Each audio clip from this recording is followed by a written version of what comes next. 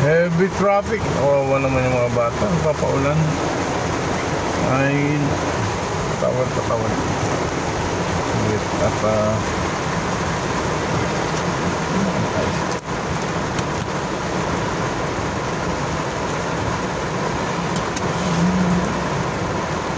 heavy traffic po ngayon dito sa Quezon Avenue.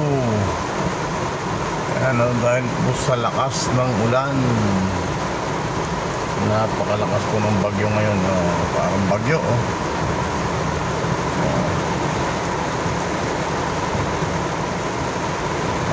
sobrang napalakas sa neutral. Every 5 minutes lang ang usad ng ating sasakyan. Mga kaibigan, dito tayo ngayon sa Quezon Avenue. Heavy traffic.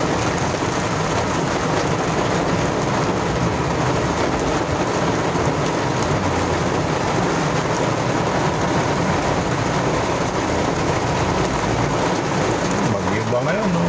Bigla lang bumuhos ang ulan. Grabe ang ulan, no?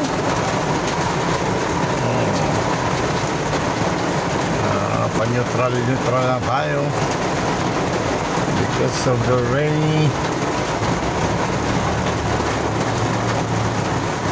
Nandito tayo ngayon sa tapat ng World Vision.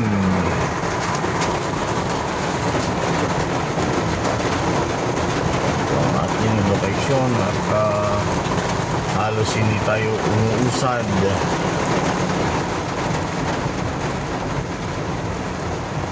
Loob ng ilang minuto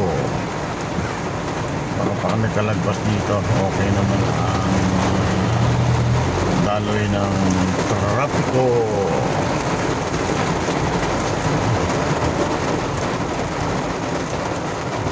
Quezon North Elliptical EDSA. Okay. Ito ang traffic ko. Hindi natin alam kung may bagyo.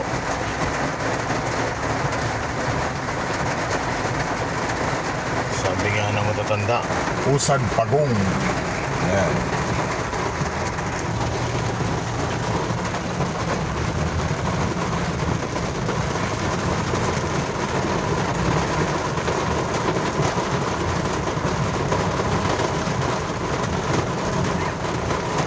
Roasted chicken.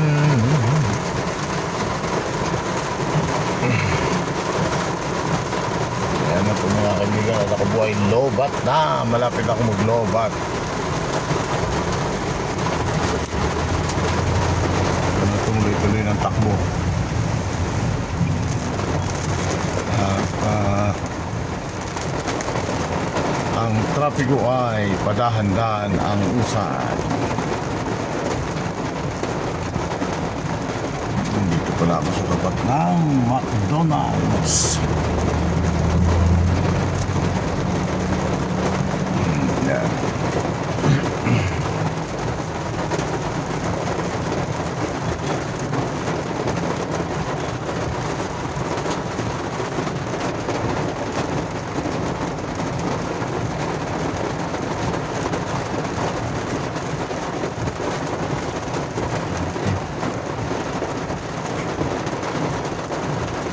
Ang trapiko ay paisa-isa ang takbo.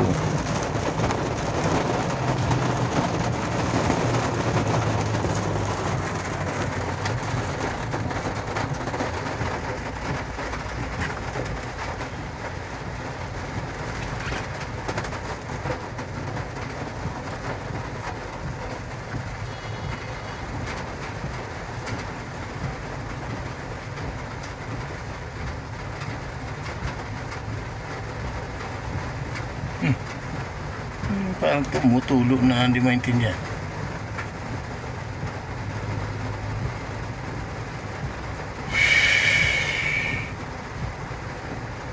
Ito sa Royal, tapat ng Royal. Ito ang Royal na ito ay isang networking company. Marami pong yumaman dyan. U-turn slots. Kaya palang medyo mabagal si area ko. Pang U-turn pala ito. Ayun, may tubig na. Motor.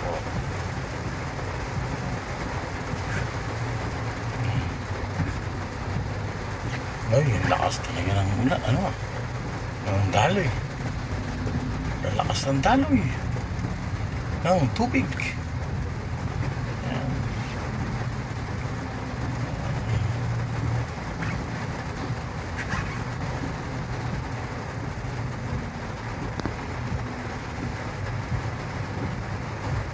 Oh, dito hindi na gaano umulan. Doon sa may ano parte ng baka dito sa may Quezon City sa amin, San Mateo, hindi na yata. Medyo bahagyang tumigil ang ulan nung nandito na ako sa tapat ng ayan, Philippine National Bank. Ayan, pagpasensyaan nyo na, magtiis-tiis kayo sa traffic pag ganitong traffic ang panahon.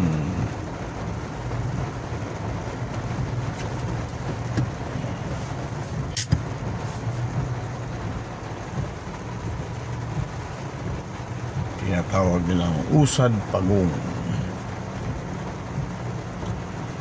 Kaya pag mainitin ang ulo nyo sa pagmamaneho dito sa Kamaynilaan, bawasan at napaka-traffic.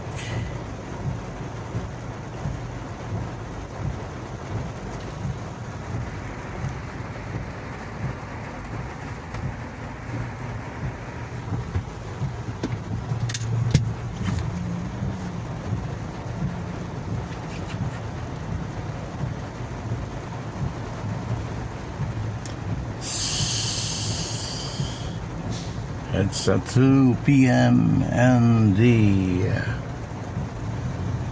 2 o'clock in the afternoon. Honda.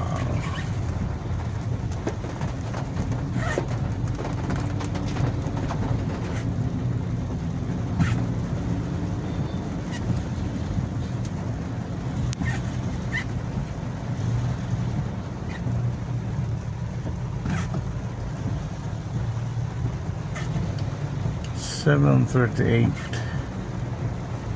May U-turn talaga.